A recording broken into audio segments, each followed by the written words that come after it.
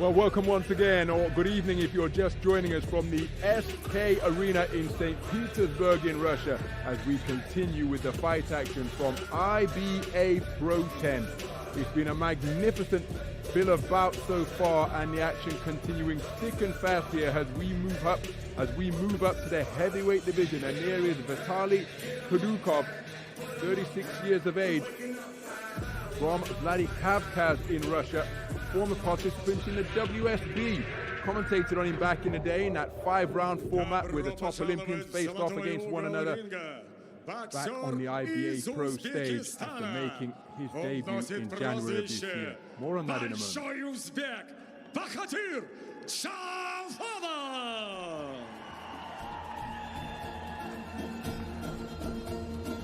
And here is a man who needs no introduction, the big Uzbek, Bakhodir Jalolov, 31 years of age. Here's the man from Uzbekistan.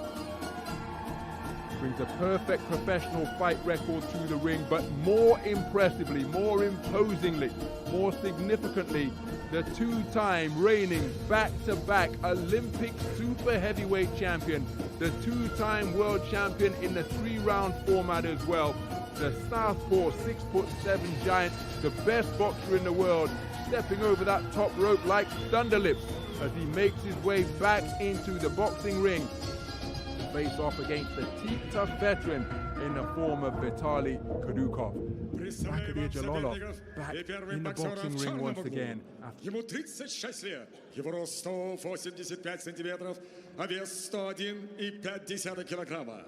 Его профессиональный рекорд 7 побед, включая 3 победы нокаутом при 3 поражениях. Дамы и господа, он мастер спорта международного класса, победитель первенства мира и первенства Европы среди юниоров, победитель 8-ки короли нокаутов из Владикавказа, Россия. Приветствуйте, Виталий Kudukhov.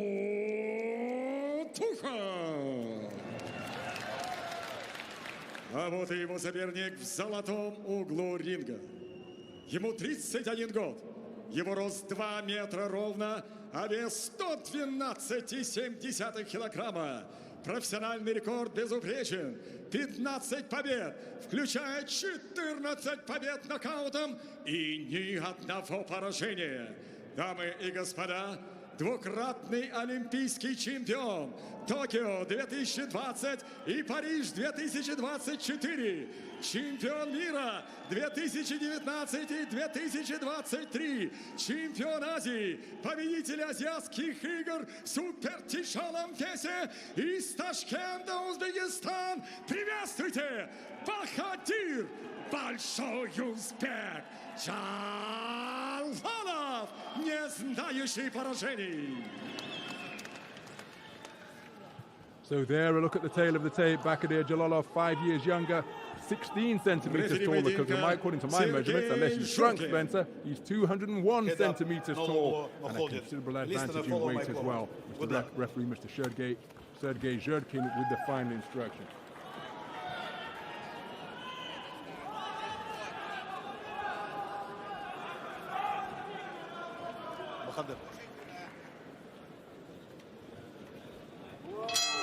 Box. So we're underway then. This is super heavyweight action scheduled for 8 3-minute rounds. The southpaw wearing the black trunks. Are they black, Spencer, or dark green? I'm not quite sure. I think they're green trunks trimmed with gold. And that is Bakhodir Jalolov, the big Uzbek. 2.01 meters tall, weighing in at 112.7 kilograms. Sharp shooting southpaw who comes to the boxing ring as the reigning 2-time Olympic champion, as a 2-time world champion. As ringside, as was Spencer in Paris at Roland Garros last year to see him claim his 2nd consecutive super heavyweight gold. And at the conclusion of that tournament, which was the final day of the Olympics, if you remember, Spence, he emulated the gesture of his fellow Olympic great Mian Lopez, the 5-time Olympic wrestling champion from Cuba, who placed his boots in the middle of the wrestling circle. The big Uzbek Bakhodir Jalolov placed his jersey in the middle of the Olympic boxing ring beneath the lights at Roland Garros at the Port Philippe Chatrier, suggesting that he may well have called time on the 3-round format of his boxing career. Will he now begin to make a run at the top prize as a professional? He's an undefeated pro, Spence, 15 wins out of 15, going the distance for the first time on his return to action in April of this year. And he's facing off against Vitaly Kudukhov, former WSB participant, and he was a national championship silver medalist, losing to Sergei Kuzmin in the national final some 15 years ago.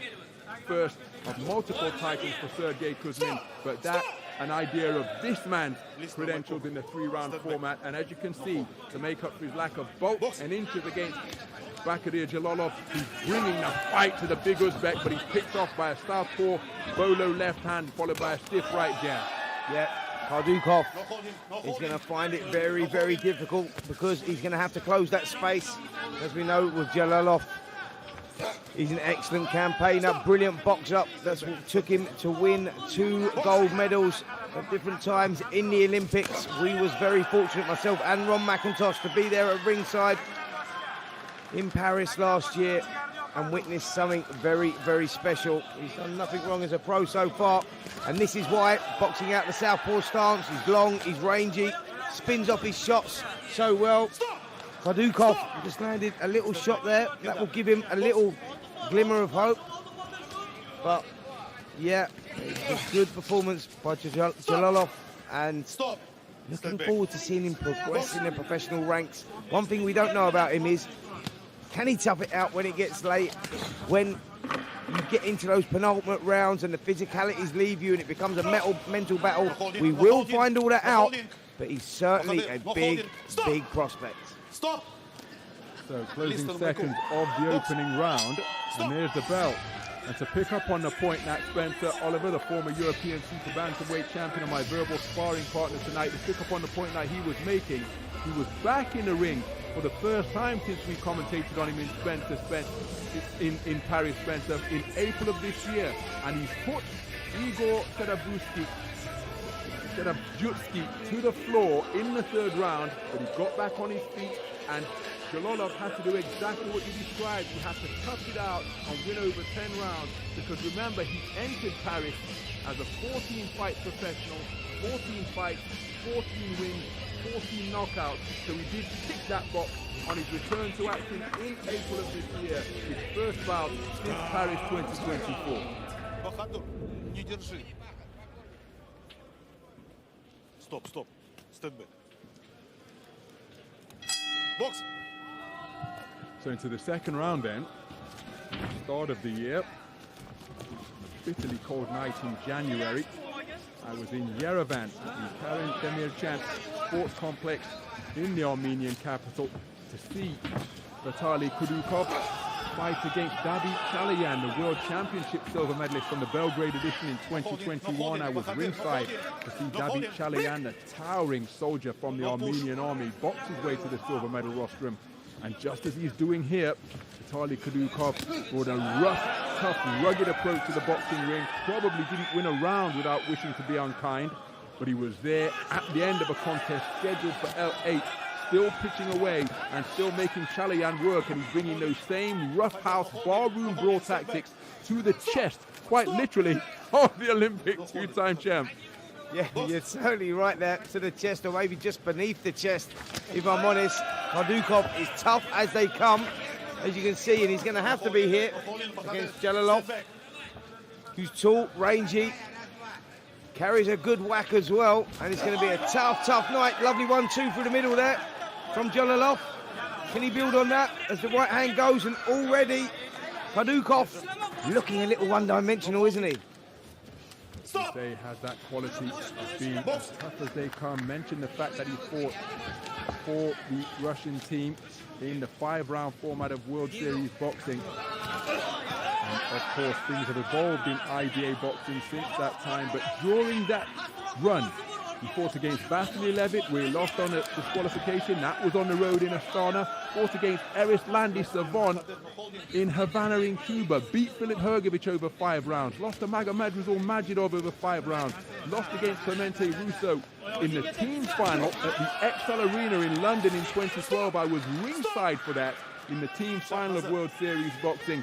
But that is an idea of the caliber that this 36-year-old veteran has fought over the course of his IBA boxing career. He's been in with the very best, never shied away from competition, and my goodness, he's in with one of the very best to ever do it, as the loose-limbed Uzbek continues to pepper him with long shots out of that southpaw stance. Yep, Jalolov boxing well here, lovely 1-2s. And let's see if he goes through the gears as we go through the rounds, because Kudukhov is going to find things very, very difficult. He's doing the best of his ability, and that is by stalking forward, looking to get inside and land that single shot. But I'm not sure that's going to be enough against Jalolov, who's a seasoned campaigner, who has had that experience in the professional ranks as well, and will be looking to get a victory here and move on to bigger and better things and fast tracks as well. I think that's where we're at right now with Jalolov. You will be hearing, he is world ranked at the moment in certain governing bodies. We will be hearing a lot more of his name, but it's going to be interesting to see how the next 12 months pan out for him, because he is a big name who maybe people don't really want to mix, because as you've seen there in those opening couple of rounds, he's awkward, he's a southpaw, very loose, elusive, puts the shots together well. All that you don't want to box in a professional fighter. So all of the highlights and credentials Spencer Oliver has pointed out, but this man, you know, will be there competing until the very end, as you see some of the action from that round, Spencer. And Vitaly Kudukhov, when I was there in Armenia in January, it's almost as though Chale had accepted that Kudukhov was going to be there, and so he had to step off the gas because he hit him with everything. And the man kept on coming and was still in his face and still in his chest and still putting the laces of his gloves into his face, looking to make it as rough and tough as possible. Will he seek to apply similar tactics here today? As off the back foot, which has become such a characteristic of Jalolov's boxing, and just flicking out that southpaw right jab. But when it lands with 112 kilograms behind it, and he pivots off that back foot to encore the left cross, he can be a devastating puncher.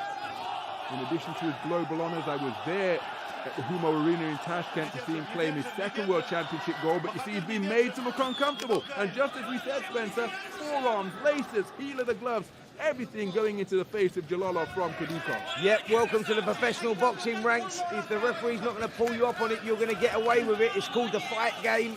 You know, that's what they do in there. If they can get away with the tactics, they certainly will. And Kudukhov is absolutely trying to do that. He's trying to, you know, mix up or mess up the game plan here of Jalolov, who's been boxing very nicely, but very within himself. And what we need to see, this could be excellent matchmaking here by Team Jalolov, because he's got a guy here in Kudukhov who is very tough, as Ron McIntosh has pointed out there, and he's there until the final bell. And I think for Jalolov and his team, this is all about making a statement. Let's get rid of this guy who's teaked up, known to go the distance. And can they do that? But guess what? Jalolov has got different ideas. Kudukhov, sorry, has got different ideas.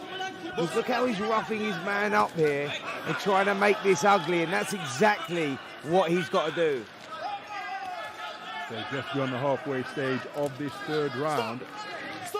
Again, in terms of boxing, I don't think Kudukhov is winning the contest, but ask Bakhodir Jalolov, because he will know that he's in a fight here tonight with this barrel-chested brawler.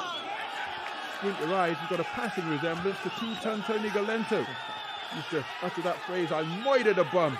Put Joe Louis on the floor before Joe Louis got off the canvas and did what Joe Louis did during his 12-year reign, 25 title defenses as the heavyweight champion of the world. But again, look at the brawling tactics being applied. A headlock beneath the left armpit and hold that as he digs away to the body with his free right hand. Yeah, absolutely. He may not, Kudukhov this is. May not be winning the battle, but he's winning the fight, if that makes sense, because he's applying the tactics that he wants to apply.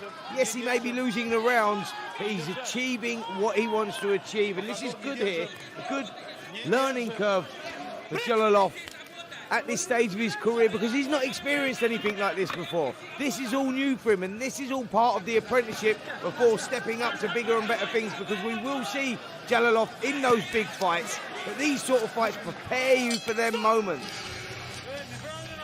Well, Kudukhov again seeking to make it as physical as possible. The bell sounds to conclude round number 3. The super heavyweight contest that is scheduled for 8.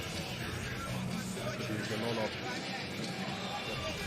instructions of his corner too.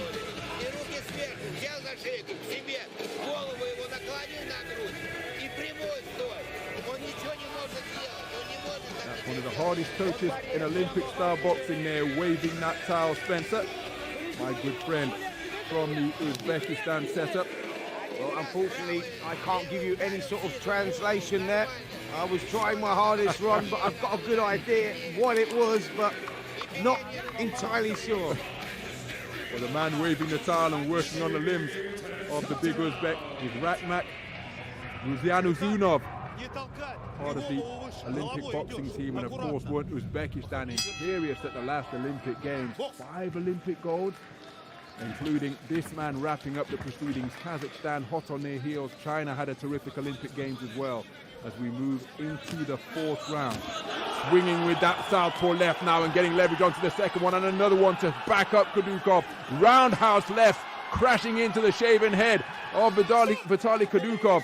And a man as tough as him just had to exhale his cheeks, bite down before stepping back into the fray. But you get the sense that Jalolov has had enough of the barroom brawl tactics being applied, and he's seeking to maintain a gap and just deter the forward forays of Kudukhov with some really heavy leather, particularly from that southpaw left. Yeah, good work there from Jalolov, and he needed that. I just want to see him go through the gears a little bit. We know that he's safe, and he was in his, he's fighting his safe game there, keeping it at distance, controlling the space, working the straight 1-2s, but now he's starting to plant his feet and really dig in with that left hand. And Kudukhov, trust me, if he continues taking those, surely at some point he'll crack.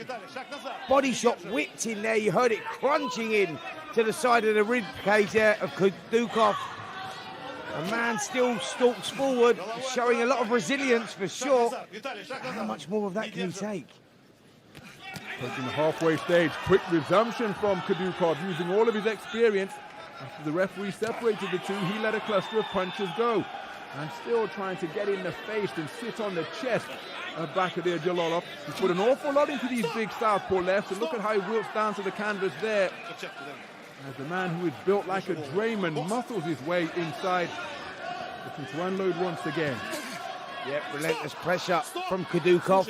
You can't take nothing away from him. He shipped some heavy punishment in those opening 3 rounds, but he's still there, still defiant, still pushing forward. And there you see him landing a couple of shots. And I'll tell you what, Ron, this could get quite interesting if Jalolov is taken into those final few rounds. And where I said to you, he hadn't been tested, to that extent. What I'm saying is, yes, he went the 10-round distance last time out, but this is a different kettle of fish. What I'm saying is, I want to see him tested as in pushed, having to dig deep. A bit like, when Lennox Lewis boxed Ray Mercer and you saw him fighting down on the gum shield and you go, he's really questioning himself and finding that character within himself. This is the type of guy that could cause Jalolov those sort of problems, if that makes sense. Remember, 6 months out of the ring since his first time hearing the final bell in his contest in April. Prior to that, it was 8 months out of the ring after his Olympic triumph. And now Jalolov, after planting his feet at the start of the round, gliding around the boxing ring with a litheness that belies his 112.7 kilogram bulk. But did he just want to disengage in the closing moments of that round? It's another round that Jalolov has won on the scorecards. But again, Vitaly Kudukhov is letting him know that he is in a fight. I don't like the body language there. Jalolov, who was dominant, come out, planted his feet, really loaded up with those hands, and you think, okay, this is the statement. This is what it's all about. Get people talking about it. a dramatic change in the pattern there with about a minute to go in the contest. Kudukhov stuck to his game plan, pushed forward. There was the early part. The left hand through the middle, the big one that went through, and another one flush there, and you go, right, this time now for Jalolov to really establish himself, make a statement, and he can do that if he just turns a screw, goes through the gears a little bit, shows us a little bit of acceleration. But it was Kudukhov who turned the screw and showed us the acceleration and started roughing Jalolov. And the disappointment was Jalolov started backpedaling at a rate where you go, don't let this guy Kudukhov get any momentum, because he's going to start making this a tough fight for you. Interesting to see what happens here. So into the second half of the super heavyweight contest scheduled for 8, and look at Vitaly Kudukhov. Mentioned his credentials over the 3 format of IBA boxing. Again, all of those outstanding spot boxers faced in WSB over 3 rounds. The national championship bronze medalist losing in the semi-final to the national champ back in 2012 against Evgeny Tishenko, who went on to take the Olympic title at heavyweight 90 or 91 kilograms in Rio. Faced off against Jai Opataya, Maxim Babinin. So again, he's not any respecter of reputations. And again, Jalolov giving the impression that he's trying to nick this here. He's got a cannon in his southpaw backhand, but he's flicking out pea-shooter jabs while trying to glide around the boxing ring, because to uncoil a southpaw left like that takes a lot of energy. And remember, he's had just 1 fight in 14 months since the Olympics prior to this outing here tonight. And ring rust, despite no matter how well you work in the ring, that absence from ring activity can really drain your conditioning. As a right hand and then a shot on the canvas from Kudukhov. After Jalolov was wilting down to the canvas again, and he's been docked a point for failing to heed the instructions. But make no mistake, at the halfway stage of this 5th round, I think Jalolov was hurt by a shot before being clocked while he was canvas. Yep, I agree with you, Ron. It was a massive turning point there from Kudukhov, who is really growing in confidence here. Got some great momentum around him. And Jalolov, the body language is not great here. He's on the bike, he's trying to survive, and you nailed it when you said it.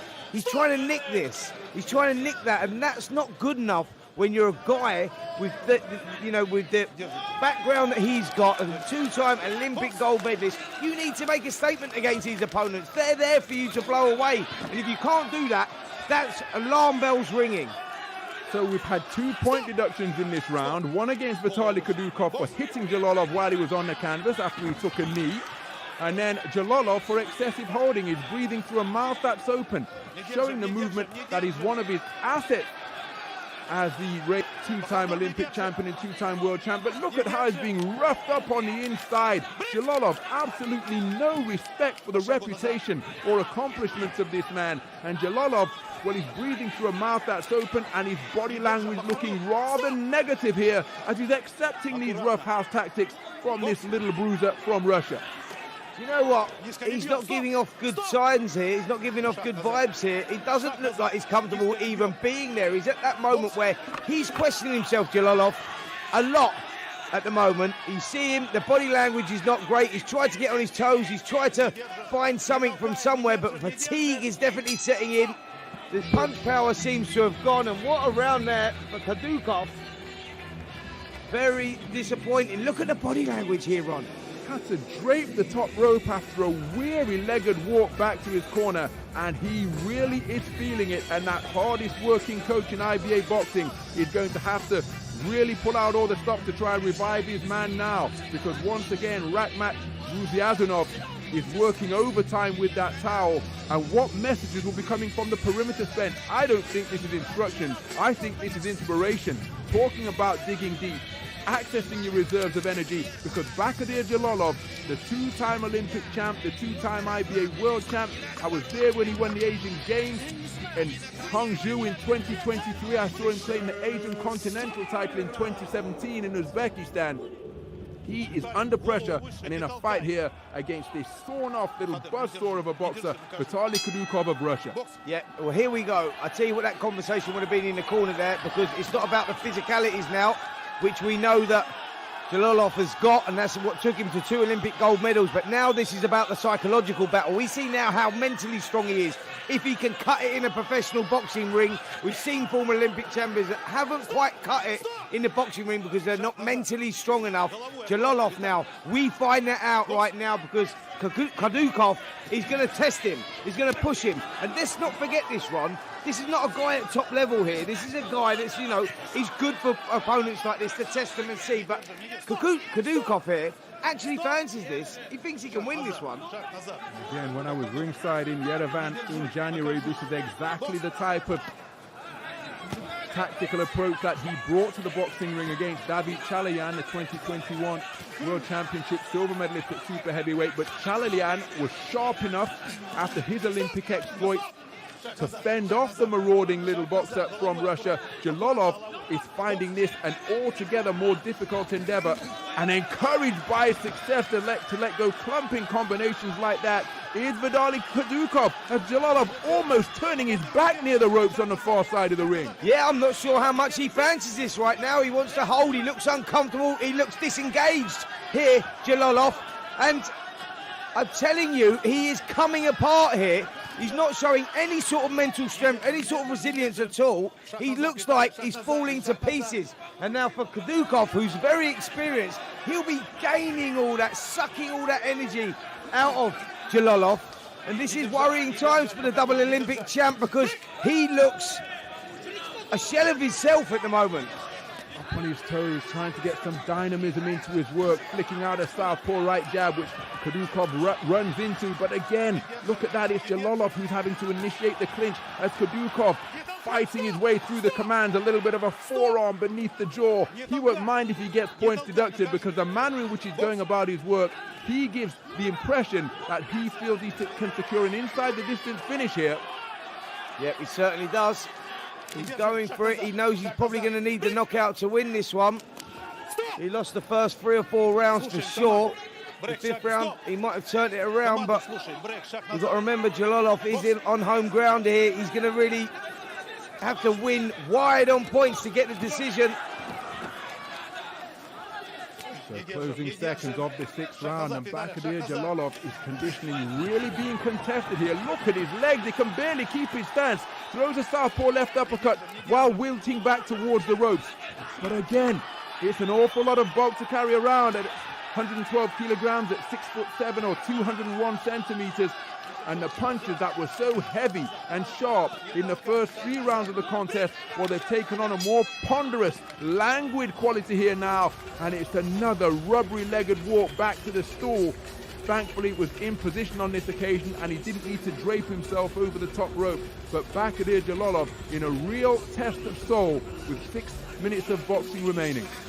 Yeah, going to be an interesting 6 minutes, isn't it? Here we see round number 6, some of the action.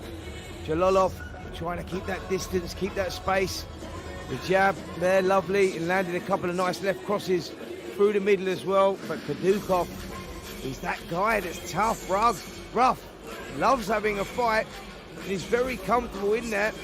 The limitations that he has on the technical ability, he makes up for with roughness, toughness. And he is dragging Jalolov into a dogfight. We're finding out more about the double Olympic champion I think we ever have. And these next 6 minutes are going to be tough. So we move into round number 7. Mention the fact that Bakhodir Jalolov was in the ring in April for the first time since his Olympic triumph in Paris, but he's been beset by bad luck during this calendar year. He was supposed to have a fight in February against David Spilmot, but that was cancelled by the California Commission because Jalolov was ill after the weigh-in. Said it was a minor incident, a condition that he's had since childhood, which gets aggravated when he travels or changes city. As again, Kudukhov in with the forearm, in with the head, and look at Jalolov rubbing his nose. And then prior to that, or later than that, he was supposed to fight on July 26th at the Felt Forum, the Madison Square Garden Theatre. But that bout against Gianmarco Cardillo, the 12-1 and 2 heavyweight, that was cancelled also. So scheduled bouts have fallen through, and now he has got his hands full in a contest which I think he's winning on points And now he seems to have got his second win because he is up on his toes and flicking out a jab that is maintaining a gap between himself and the on-rushing Vitaly Kudukhov. Has he come through the bad patch? Yeah, he was having a bad patch, wasn't he? But he has got that second win. He's up on his toes. But look at Kudukhov. He wants to make a fight of this still. Respect to the man. He's pushing forward and he's trying and he's making it hard for Jalolov, who now does seem to have found a second wind, and that's good to see because he's got some sort of rhythm and spring in his step now. And that was important because there was a moment there, wasn't there, where Jalolov just come to pieces, looked very fragile, not just physically but mentally as well. And that will give opponents in the future hope for sure, because there are fragilities around Jalolov, and I think they can be exploited in the professional boxing ring. But thankfully, he's got his game back together and looks in control. So a minute remaining in the 7th round, and now Jalolov up on his toes, using all of the space of the boxing ring, making the marauding Kudukhov miss. But Kudukhov still in there, trying to wrestle back the momentum that he established through rounds 3, through rounds 4, 5 and 6. Particularly in round number 5, which was an incident-filled affair when Kudukhov was doctor point for hitting Jalolov while he was on the floor. And then Jalolov was doctor point for excessive holding in the midst of his bad patch, where he appeared as though he was wading through treacle at times, but he's altogether sharper and more dynamic here. But he's still cutting a rather weary figure deep into the 7th round of a super heavyweight bout scheduled for 8. On the front foot once again, quickening his feet as he seeks to walk him down is Kudukhov. Another forearm to the chest plate of Jalolov. Sharp 1-2 from Jalolov, followed by a roundhouse left, which wasn't sharp, but it did find a target, as did the follow-up southpaw left, and the final bolo shot to land before the bell. Good response from Jalolov, because he appears to have come through that physical bad patch he endured through rounds 4, 5 and 6. Yeah, weathered the storm, hasn't he? You can see the finish line. It's been good for his development, this, because he's had to go through some emotional turmoil in there for sure. The trainers in the corner, who you were talking about, Ron, I think have done a great job. They've got him back into the fight. He controlled that round 7 and needs some of the action with that. That lead right southpaw jab has been peppering him all night, getting through with some good shots. That right hand, the left hand, sorry, backhand has been very effective as well. The one shot I don't like from Jalolov is that lead uppercut that he does, because when he does that, he leans back, leaves his chin exposed, and at a high level, he will be made to pay. Maybe something to work on for Jalolov, but all in all, it's been an interesting fight, entertaining fight, and I think 3 minutes to go, anything can happen. So as Spencer has pointed out, again, continuing to fight on the edge of the rule book is Vitaly Kudukhov, disregarding the referee's admonishments about his infractions and seeking again to just take it to Bakhodir Jalolov and rough him up at every possible opportunity. But Jalolov up on his toes and spearing out a flicking jab, but it's doing damage. It's disrupting the forward advance of Kudukhov, and here he brings that spearing left cross into play before spinning off the line once again.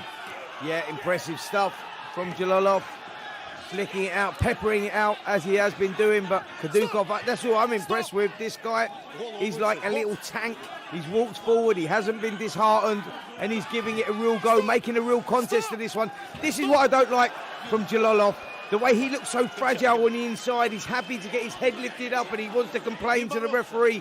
The way that he's pushed down on the floor so easily as well, it feels like there's no physical presence there. You know, what you need as a heavyweight to become world heavyweight champion, you need all those attributes. It's okay, all that fancy stuff and spinning off, but I need to see some dog in you as well, and I've not seen that in Jalolov tonight. Wilting down towards the canvas once again. Kudukhov leaving his head in there, just letting Jalolov feel him. You're on the halfway stage. Jalolov looking for the counter left bolo uppercut once again, only to find Kudukhov living in his chest. And again, Jalolov has got to show, Spencer, as you've been pointing out, that he's not that guy who's only a slick boxer, but he does have that innate toughness and mettle that's necessary. And I'm not questioning whether he has it, but he has to demonstrate it against a little barroom brawler like this. I want to see some physical presence. I don't want to see him getting manhandled around the ring, because that's what's happening here. As I said, yes, he's winning the battle, but for me, Kudukhov is winning the fight because he's achieving what he wants to achieve. The rounds are going, of course they are, to Jalolov, but I'm not seeing no physical presence in there. He's not stamping his authority. He's not outmanning him. He's getting outmanned in there. Even though he's winning the fight, he's getting outmanned, and I think for a higher level, that's a big, big problem. Well, in rather joking fashion in the build-up to this fight, he said, Alexander Usyk, I'm coming for you. Because remember, all of the top boys in the heavyweight division are perhaps approaching the sunsets of their professional careers now. They've done everything they need to do. Two-time champ Anthony Joshua, two-time and long-reigning lineal champ Tyson Fury, Alexander Usyk, the current undisputed champ. All of these guys are veterans. Bakhodir Jalolov should be the next wave coming. And he's won the contest, no doubt, but the moral victor, perhaps, and I know there are no moral victories in sport, but Vitaly Kudukhov has really shown that he can hang tough with any super heavyweight transitioning out of the 3-round code in the world, because he's there to fight. He's got skills of his own, and he has got determination, toughness, and ruggedness in spades. And my goodness, didn't he demonstrate those qualities tonight, making life really uncomfortable for Bakhodir Jalolov, who I think will win handily on points, but he knows that he's been in a fight. Yeah, he certainly does know he's been in a fight, and if you look at this, and you look at some of the heavyweights that are around right now, you're looking at your Fabio Wardley, who's in that world ranked in the WBA division, and you're looking at that, and you look at Justice Hooney, and you look at David Adelaide, and the next crop of fighters that are coming through, and you go, I think they'll do all right against Jalolov. You know, Jalolov was the guy that you're talking about going, will he make that transition? Has he hung around too long in the amateur division? Well, the answer may be yes on that evidence that we saw tonight, because if he's in a dogfight, and someone like Adelaide will put him in a dogfight, by the way, see how he would cope with that. And in stark contrast to that, a man who didn't hang around, didn't have even a single senior 3-round bout in the vest, is Moses Atama, and he's flying up the ranks in the heavyweight division after his 1-round stoppage victory over Dillian White last time out. He's scheduled to fight in December, and there we have opposite ends of the equation. All of the IBA accolades, the Olympic accolades for Bakhodir Jalolov, but the momentum is with Moses Atama, who is flying through the ranks at present. Absolutely. I mean, look, there's a number of heavyweights you can mention out there. Jagbus has come to mind. You know, Frankie Sanchez has come to mind. Even Martin Bakhodir, Ajit Kabayel. You go, you know, if this guy's talking about calling out Alexander Usyk, then you've got to make up some ground, and you've got to go through your fighters like Fraser Clark, like Fabio Wardley, like, you know, Justice Hooney. I put my money on all of those on the performance like that against Jalolov, because I go, yes, he won the fight and he looked stylish at times, but there was a fragility around him that I didn't like. He had no physical presence around him. He was getting ragdolled on the inside by the shorter, yeah, very strong guy, but I'd like to see more. Озвучен судейский вердикт. Аплодисменты этим парням! Итак, по завершении 8-раундового боя обратимся к судейским запискам. Первый судья 77-73, второй судья 77-74 и третий судья 78-72. Таким образом, единогласным решением судей одержал победу и остается не знающим поражений Bakhodir. Большой успех!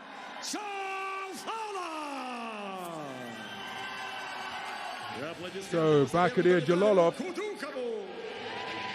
just his second fight in 14 months since the Olympic Games, remains unbeaten outside of the best of IBA 3-round style boxing. A unanimous point decision victor over the veteran Vitaly Kudukhov.